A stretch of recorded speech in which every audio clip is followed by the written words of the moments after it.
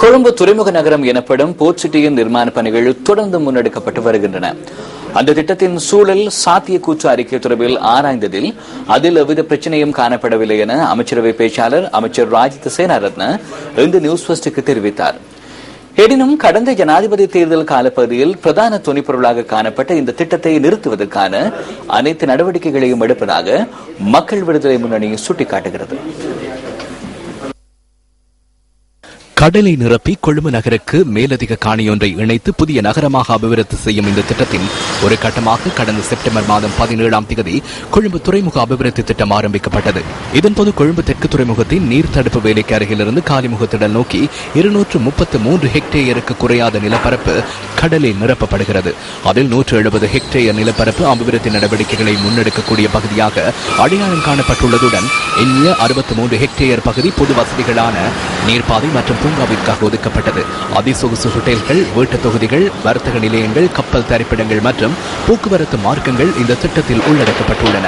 வரையறுக்கப்பட்ட China communication construction நிறுவனத்தினால் இலங்கை அரசாங்கத்திற்கு வழங்கப்பட்ட ஆலோசனைக்கு அமைய முன்னெடுக்கப்படும் இந்த திட்டத்திற்காக 1337 மில்லியன் அமெரிக்க டாலர்கள் செலவிடப்பட உள்ளது. அதற்காக முதலீட்டாளருக்கு 108 ஹெக்டேயர் நிலப்பரப்பு வழங்கப்பட உள்ளது. கடந்த ஜனாதிபதி தேர்தல் மேடையில் இந்த திட்டம் தொடர்பில் தற்போதைய அரசாங்கத்தின் உறுப்பினர்கள் விமர்சனங்களை முன்வைத்திருந்தனர்.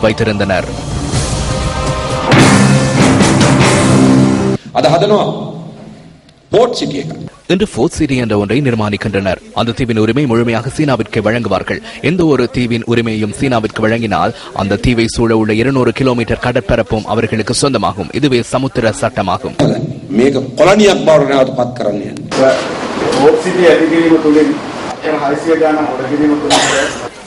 துறைமுக நகரத்தின் நிர்மாணத்தினூடாக 600 ஏக்கர் நிலப்பரப்பு நிரப்பப்படுகின்றமையினால் நீர்கொழும்பு வரை சுற்றுலா துறைமுகம் முழுமையாக சேதமடைகிறது.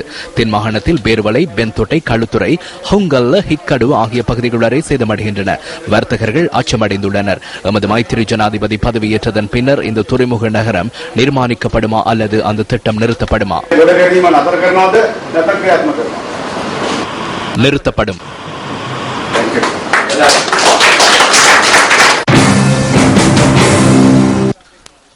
ஆட்சி அமைத்து சில தினங்களுக்குள், அதாவது ஜனவரி மாதம் 21ஆம் தேதி இந்த திட்டம் தொடர்பில் மீண்டும் ஆராய்வதற்காக அமைச்சரவை அனுமதியுடன் அரசாங்கம் விசேட குழு ஒன்றை நியமித்தது.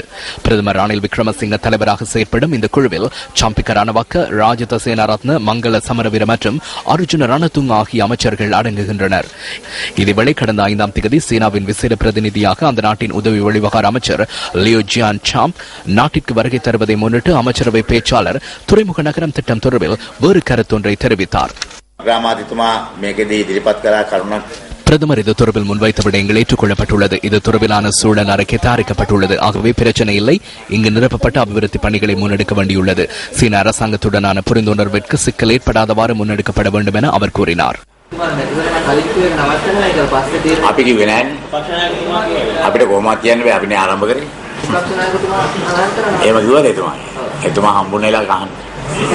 இந்த திட்டம் தொடர்பில் ஆராயும் குழுவின் உறுப்பினராக அமைச்சர் ராஜித சேனாரத்ன இன்று இவ்வாறான கருத்தொன்றை முன்வைத்தார்.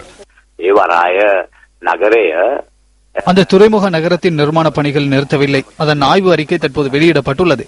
அந்த அறிக்கையில் எவ்வித பிரச்சனையும் காணப்படவில்லை. இந்த திட்டம் தொடர்பில் மேலும் ஆராய்ந்து இந்த திட்டத்தை முன்னோக்கி கொண்டு செல்வது தொடர்பில் கலந்துரையாடி தீர்மானிக்க உள்ளோம்.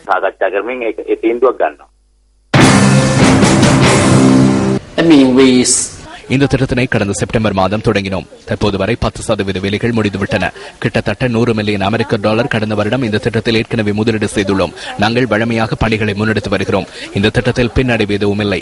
தேர்தலுக்கு பின்னர் ஜனாதிபதியும் பிரதமரையும் சந்தித்த போது இந்த திட்டம் குறித்து அவர்கள் கரிசனை தெரிவித்தார்கள். இந்த திட்டம் குறித்து சுற்றுச்சூழல் பிரச்சினைகள் பேசி வருகின்றனர்.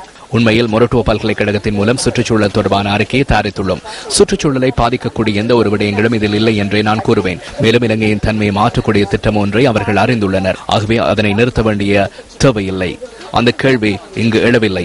இந்த திட்டம் நிறைவு செய்யப்பட்டதன் பின்னர் 270 ஹெக்டேயர் புதிய நிலப்பரப்பு இலங்கையை மாற்றி அமைக்கும். 83,000 நிரந்தர வேலைவாய்ப்புகள் உருவாகும். மேலும் 13 பில்லியன் வெளிநாட்டு நேரடி முதலீட்டை ஈர்க்க முடியும்.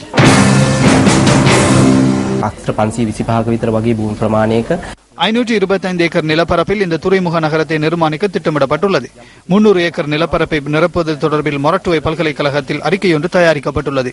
எனினும் 300 ஏக்கர் நிலப்பரப்பை நிரப்புவதாக அறிக்கையொன்று தயாரித்து 500 ஏக்கர் நிலப்பரப்பை நிரப்பும் திட்டம் ஒன்று முன்னெடுக்க முடியாது. අපේ රටේ කුඹුරක් ගොඩ කරන්න නීතියක් තියෙනවා. அவன் நாட்டில் வயலொன்றை நிரப்புவதற்கு சட்டம் ஒன்று உள்ளது.